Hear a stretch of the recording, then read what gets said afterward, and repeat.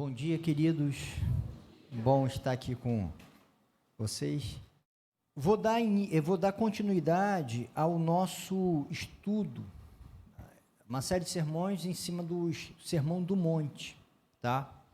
A gente viu, e é fundamental para entender as propostas do Sermão do Monte, entender como que a gente percebe a nós mesmos a partir do que Jesus ensina. Já preguei, está lá no YouTube, se você quiser assistir. Também como a gente percebe o outro, que também é absolutamente fundamental. E aí, hoje a gente vai ver no capítulo 6, como se estrutura esse relacionamento com Deus a partir do que Jesus traz para a gente. Eu convido você a abrir a sua Bíblia, Mateus capítulo 6, a partir do verso 1. A gente vai ler essa parte, né, do 6, do 1 ao 18, e a gente vai ver que tem uma lógica aqui extremamente importante nesse relacionamento com Deus proposto por Jesus. Então, diz assim, capítulo 6 de Mateus: tenham o cuidado de não praticar suas obras de justiça diante dos outros para serem vistos por eles. Se fizerem isso, vocês não terão nenhuma recompensa do Pai Celestial. Portanto, quando você der esmola, não anuncie isso com trombetas, como fazem os hipócritas nas sinagogas e nas ruas, a fim de serem honrados pelos outros. Eu lhes garanto que eles já receberam sua plena recompensa. Mas quando você der esmola, que a sua mão esquerda não sabe o que está fazendo a direita, de forma que você preste a sua ajuda em segredo, e seu Pai, que vê o que é feito em segredo, o recompensará. E quando vocês orarem, não sejam como os hipócritas, eles gostam de ficar orando em pé nas sinagogas e nas esquinas, a fim de serem vistos pelos outros. Eu lhes asseguro que eles já receberam sua plena recompensa. Mas quando você orar, vá para o seu quarto, feche a porta e ore a seu Pai que está em secreto. Então seu Pai que vem em secreto o recompensará. E quando orarem, não fiquem sempre repetindo a mesma coisa como fazem os pagãos. Eles pensam que por muito falarem serão ouvidos. Não sejam iguais a eles, porque o seu Pai sabe do que vocês precisam antes mesmo de o pedirem. Vocês orem assim: Pai nosso que está nos céus, santificado seja o teu nome, venha o teu reino, seja feita a tua vontade, assim na terra como no céu. Dá-nos hoje o nosso pão de cada dia, perdoa as nossas dívidas, assim como perdoamos aos nossos devedores, e não nos deixes cair em tentação, mas livra-nos do mal, porque teu é o reino, o poder e a glória para sempre. Amém. Pois se perdoarem as ofensas uns dos outros, o Pai Celestial também lhes perdoará. Mas se não perdoarem uns aos outros, o Pai Celestial não lhes perdoará as ofensas. Quando jejuarem, não mostrem uma aparência triste como os hipócritas, pois eles mudam a aparência do rosto, a fim de que os outros vejam que eles estão jejuando. Eu lhes digo verdadeiramente que eles já receberam sua plena recompensa. Ao jejuar, arrume o cabelo, lave o rosto, para que não pareça aos outros que você está jejuando, mas apenas a seu Pai que vem em secreto, e seu Pai que vem em secreto o recompensará. Aqui é o relato sobre esmola, oração e jejum, que eram práticas devocionais dos judeus, tá? Eram atos de devoção a Deus. Hoje a gente não tem a prática da esmola, né?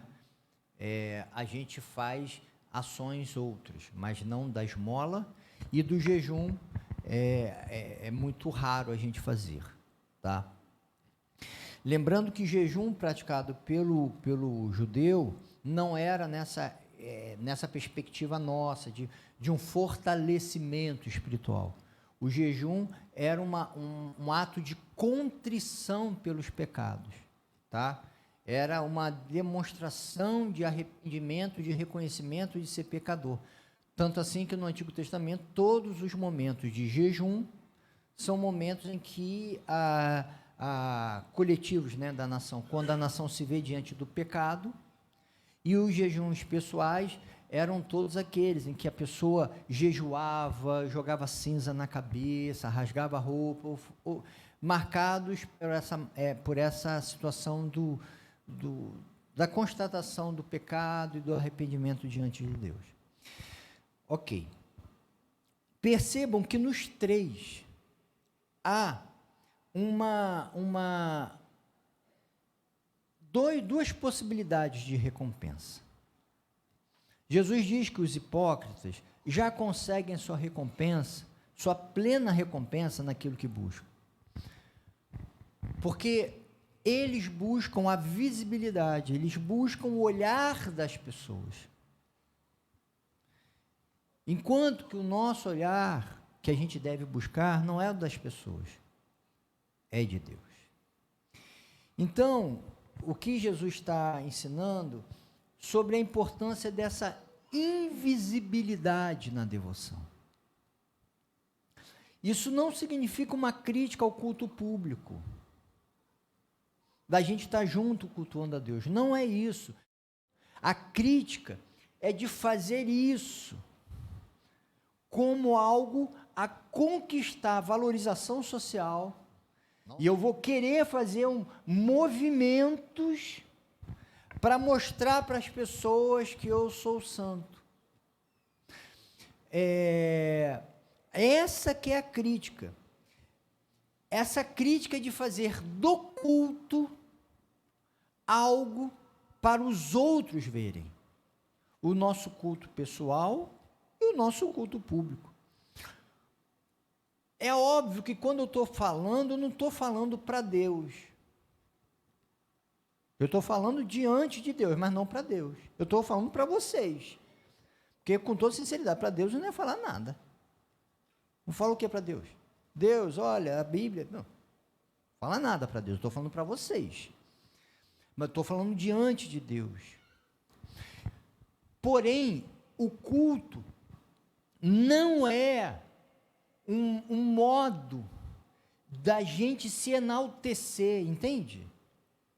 Não é para a gente ficar vaidoso, pô, o nosso culto é bom, olha como a nossa música é boa, como a palavra é boa, como... Não é isso, não é para gerar enaltecimento de nós, é para gerar uma devoção a Deus. A gente está aqui para adorar a Deus, e nos nossos atos pessoais, nós estamos diante de Deus. E aí, a gente pode olhar e falar assim, não, mas isso daqui, que coisa absurda nesse povo vaidoso, que vai fazer esmola. O que eles faziam? Ao invés de chegar ali na surdina, colocar esmola, jogava do alto para fazer barulho, entendeu? E ao invés de jogar, colocar tudo, colocava uma moeda por vez para fazer bastante barulho, entende? Para todo mundo ver que ele está ajudando. Na oração, sozinho, faz oração em voz alta, ali, para o pessoal ver. Podia orar no cantinho, pô, não tem ninguém vendo, vou ver aqui porque as pessoas vão ver que eu estou orando, entende? Essa preocupação que as pessoas vejam. E no jejum a mesma coisa, jejua, fica limpinho, tranquilo, sabe? Não, tem que fazer cara de caído. Por que você está com a batida? Não, que eu estou jejuando muito. Entende? Essa coisa da preocupação que o outro veja. A gente pode falar assim, poxa, mas esse povo aí eu não estou nessa. Mas é muito fácil a gente fazer os nossos atos de devoção pensando nos outros.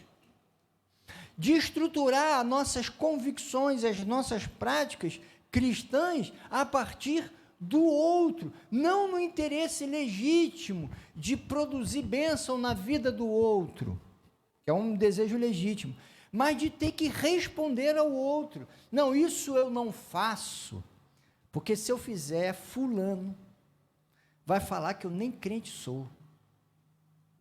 Não, eu não posso perder a fama de ser uma pessoa. Tem gente que evita dizer, por exemplo, que está triste, que está desanimado. Tem gente que evita dizer que está desmotivado com o trabalho na igreja, ou seja lá o que for. Tem gente que evita dizer que está em crise de fé, para não perder a reputação. Tem gente que diz assim, não, eu vou na igreja. Eu vou, por quê? Não, porque se eu não for, fulano... Entende? A nossa devoção não é marcada pelo olhar do outro. A nossa devoção é marcada pelo olhar de Deus. A gente não está aqui a ter que prestar conta para os outros. A gente presta conta para os outros no nosso compromisso de ação que a gente assumiu, né? Vou tocar a bateria, vou tocar o baixo, vou ficar no som, vou à introdução. Há um compromisso de realização coletiva, ok. Mas eu também não faço isso, porque se eu não fizer nada, vão falar que eu... Entende que não é assim que a nossa devoção circula? E se você não tomar cuidado, a sua devoção é orientada não por Deus, mas pelas pessoas. E quando ela é orientada pelas pessoas, você vai ter uma recompensa, que vai ser o olhar favorável das pessoas. E é isso que você vai conseguir, é isso que Jesus está falando. Quando a sua devoção é orientada pela preocupação do que os outros vão pensar de você, a sua recompensa será dada por essas pessoas que você está preocupado. A sua recompensa está nesse plano horizontal. E tem recompensa sim, gente. Tem recompensa. Essas lideranças religiosas, por exemplo, as lideranças religiosas ganhavam dinheiro com isso. Então tem recompensa. Entende? Tem recompensa de você ser valorizado na sua família, no ambiente. Tem recompensa. Só que não é a recompensa divina. Entende? Aliás, gente, toda vez que a preocupação com o outro, com o que o outro vai pensar de você, for a força principal das suas ações, saiba, você está num caminho ruim. Em qualquer análise que você fizer, é óbvio que a gente se preocupa com o que o outro pensa da gente. Se não fosse assim, a gente não vinha arrumado para a igreja. Se não fosse assim, a gente não escolhia as melhores palavras para dizer. A gente fica preocupado com o que os outros pensam da gente, e isso é plenamente legítimo. Mas não pode ser a força principal das nossas motivações, em qualquer âmbito da vida. Qualquer âmbito da vida. Se for, você está num caminho ruim. Agora, se isso atingir a sua devoção, aí, meu querido, você perdeu, tudo. Perdeu tudo. Porque se a sua devoção é diante de Deus, você pode fazer o que for de cena. Ele conhece você. Isso não vai ter valor nenhum diante de Deus, vai ter diante das pessoas. Por isso que a sua recompensa você já conquistou. Se a minha recompensa fosse a admiração de vocês, eu estava aqui, eu já consegui minha recompensa. Só que Jesus fala de uma outra recompensa que é superior a essa. E essa deve orientar a nossa devoção.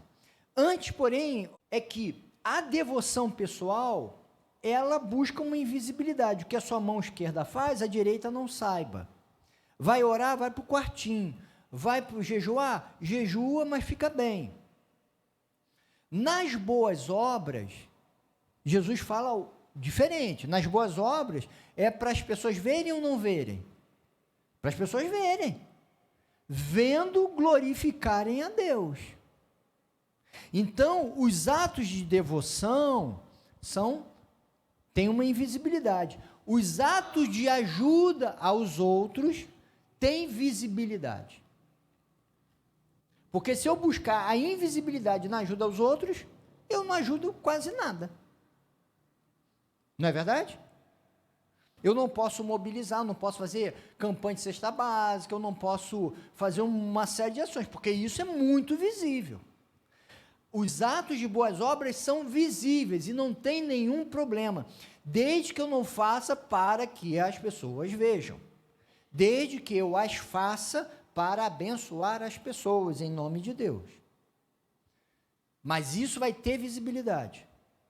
Os atos de devoção que eu não preciso buscar visibilidade. Meus atos de culto a Deus.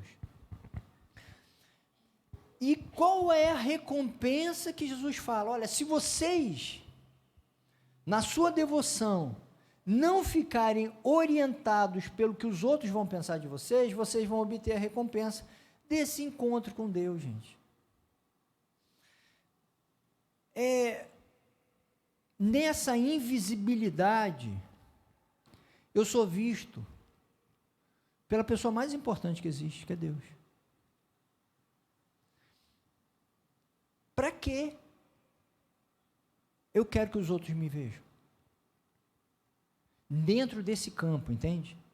É óbvio que eu preciso ser visto pelos outros, mas nessa recompensa que a devoção me traz, eu quero ser visto por Deus, porque eu valorizo esse encontro com Deus. E aí, meus queridos, eu acho que a gente corre um risco imenso na nossa devoção, de ter uma devoção tão marcada pelas obrigações, que a gente perde a dimensão do encontro. Porque o encontro com Deus não se dá na obrigação. Porque eu posso me encontrar com alguém e ser muito gentil, mas ser só obrigação. Você pode ser um professor nota 10 com seus alunos, mas se você não estivesse ganhando salário e não fosse dia de trabalho, você não estaria ali. Isso não desmerece o que você faz, longe disso, muito pelo contrário, porque é assim que é para ser. O professor tem que ganhar e tem que ganhar bem para fazer. É trabalho. Com Deus, encontro não é trabalho. Entende? É encontro. A comparação não é da aula, do professor com a aula, ou qualquer outra experiência profissional. Se você for comparar, e Paulo faz essa comparação, é a comparação conjugal, a relação entre Jesus e a igreja. Paulo compara, como bom judeu, que os judeus também comparavam, a relação entre o ser humano e Deus, com a relação conjugal, homem e mulher. Se há alguma comparação, é entre o homem e a mulher. Uma relação de amizade ou de casamento profunda. Imagine, 11h30 eu tenho que chegar e abraçar Silvério. Esse abraço teria algum valor? Não, 11h30, 13h30 e 6h30 é momento de abraçar Silvéria. Às tal horário é momento de dizer eu te amo, e tal horário é para fazer isso. Tem algum valor isso? Para o relacionamento, essa coisa? Não tem, gente. Não tem. Encontro com Deus é devoção de quem deseja um encontro, de quem precisa o recanto da oração, de quem olha para si e reconhece o seu pecado e expressa isso diante de Deus, como era no jejum, expressa isso diante de Deus, ou no jejum, a partir do que Jesus fez, de ter um momento de devoção mais intenso, porque as situações demandam essa intensidade. Entende que é um reconhecimento de necessidade, de desejo, de busca, porque a única forma de obter a recompensa, que é essa paz, essa força, essa direção de Deus, é no encontro com Deus. Porque se esse encontro for orientado pelo que as pessoas falaram, pelo que as regras que eu tenho que cumprir, A recompensa vai ser a satisfação pessoal. Eu sou um cumpridor de regras e se sentir orgulhoso por isso, ou eu vou cumprir e as pessoas vão olhar e falar, Reimi é demais. Consegui a recompensa, mas de Deus, zero. De Deus, é só para quem se encontra, desejando o encontro. E o que eu quero dizer e estimular vocês é que essa paz consigo e com Deus é para quem se encanta e deseja um encontro com Deus. Que não faz porque as pessoas vão falar de você. E não é porque é uma obrigação. É porque é um desejo, uma necessidade. Aliás, às vezes nós, nas melhores das intenções, nós estimulamos essas práticas de regra, nas melhores das intenções. E às vezes a gente fala assim, já orou hoje? Já leu a Bíblia? Já isso? Já aquilo? De vez em quando falas assim podem ter até pertinência. Mas se a gente não tomar cuidado, a gente pode instigar um relacionamento regratório. Porque a questão não é ler a Bíblia. A questão é ler a Bíblia. É ler para tentar extrair disso fonte de vida com Deus. A questão não é orar. Já orou hoje? A questão é se encontrar com Deus e abrir coração. E tentar ouvir Deus. Entende? Não é a prática que muda e impacta alguma coisa. É o encontro. E você sabe muito bem que com algumas pessoas você esteve junto, frente a frente, mas não se encontrou. E com outras pessoas você esteve frente a frente e se encontrou. Tem gente que ora e lê a Bíblia todos os dias, mas não se encontra com Deus, cumpre uma regra. E tem gente que faz isso e se encontra com Deus. Então, que a gente busca a recompensa de Deus. E não a recompensa dos homens, e nem essa recompensa tola de se sentir assim, cumpri minha obrigação. De uma obrigação que Deus não exige. O que Deus deseja é que você seja amigo dele. Próximo. É isso que ele deseja. E é isso que faz sentido na nossa devoção. Amém? Deus, eu te agradeço. Te agradeço pelo teu amor, por tua graça. E eu peço, Pai, que a gente aprenda a beleza do encontro contigo, Pai. Que a nossa vida não seja orientada pela vontade dos outros, pelo que os outros dizem e exigem, mas seja orientada, Pai, pelo nosso desejo sincero de caminhar contigo, Pai. Também eu peço que a gente não despreze a opinião dos outros. Só não as coloque no lugar indevido, Pai. Pai, que o Senhor, e esse é um pedido que eu faço, Pai, que o Senhor abra os nossos olhos de todos nós, Pai, para percebermos a riqueza que vem de Ti, Deus. Peço que o Senhor tenha misericórdia da gente, Pai, para que as nossas orações, leituras, caminhadas, pensamentos sejam enriquecidos, Pai, pela percepção, Pai, clara do Teu amor e Teu cuidado e Tua presença, Pai. Perdão, Pai, porque às vezes eu tomo isso como obrigação, que não seja assim na minha vida e nem de ninguém, Pai.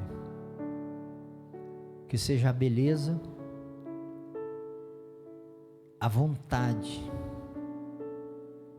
o reconhecimento, Pai, que me mova e mova a cada um aqui, Pai. Abençoa-nos, ó Pai. É isso que eu te peço, em nome de Jesus, Pai. Amém. Amém.